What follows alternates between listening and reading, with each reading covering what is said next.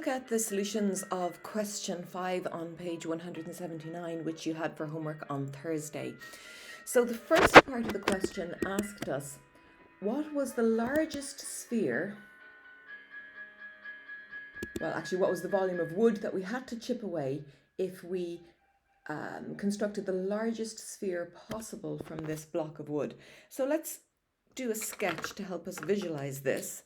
What we're looking for is a sphere that's in the center of this, touching all 6 sides in all directions. So what do we know? Well, we know that the diameter of that sphere must be 10 centimeters. Okay, so that's not the assumption, that's the fact that we're starting with. The diameter of the sphere must be 10 centimeters, which of course means its radius is 5 centimeters. Now, what else can we work out from what they've told us? Well, we're looking for the volume of wood removed.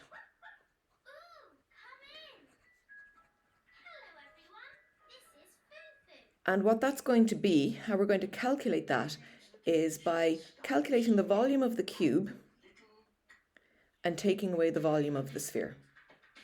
And do we have enough evidence? Do we have enough information to do that? Well, we do. The volume of the cube is just the side of the cube cubed, multiplied by itself 3 times, which is 1,000 centimeters cubed. And the volume of the sphere,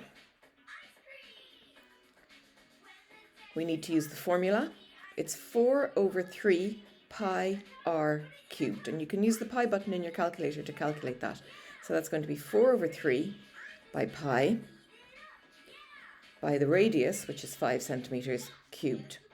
And you can put that into your calculator in one go. Let's just get my calculator to do this. So that is 4 over 3 by pi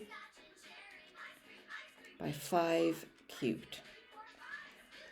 And we'll round that to 2 decimal places as well, 523.6 centimeters cubed. 523.6 centimeters cubed. So the volume removed is the difference between those, and it's actually quite substantial. So we subtract that from 1,000 and we get 476.4 centimeters cubed.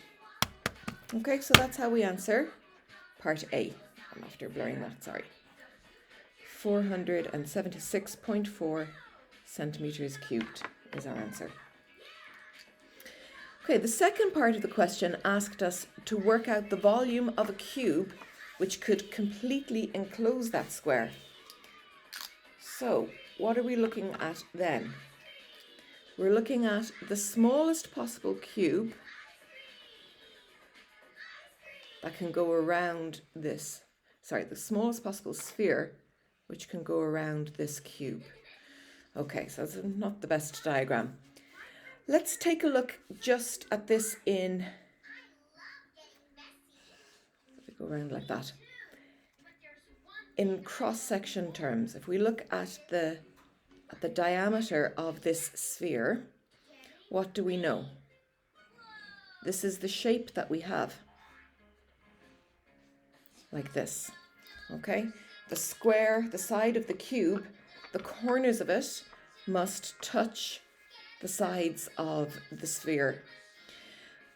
What other information do we have? Just that that's 10 centimeters. Now, if we want to find the volume of a sphere, we need to know its radius.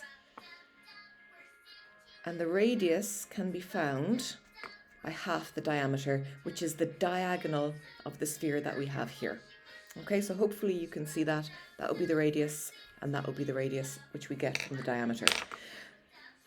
What else do we have? Well, this is a square, so the sides are the same all the way around, and what we end up with is a right-angled triangle. So if I draw it out on its own like this, that's 10, that's 10. Can I work out this distance here, the hypotenuse of a right-angled triangle? Well, we know by Pythagoras' theorem that h squared is the other two sides squared and added together. So h squared is going to be 10 squared plus 10 squared, and that's 200.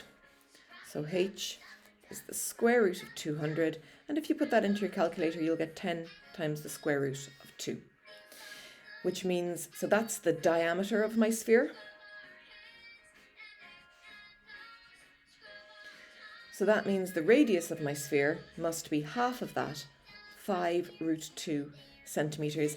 And now I can calculate the volume, which is 4 over 3 pi r cubed.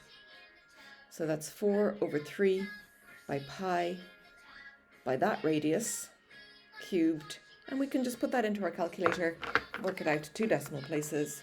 4 over 3 by pi by the radius 5 root 2, and make sure that your cube goes on that whole thing, because the 5 must be cubed and the square root of 2 must be cubed as well.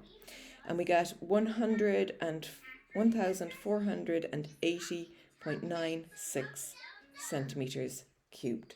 So that's the volume of the smallest sphere that will exactly fit around that cube.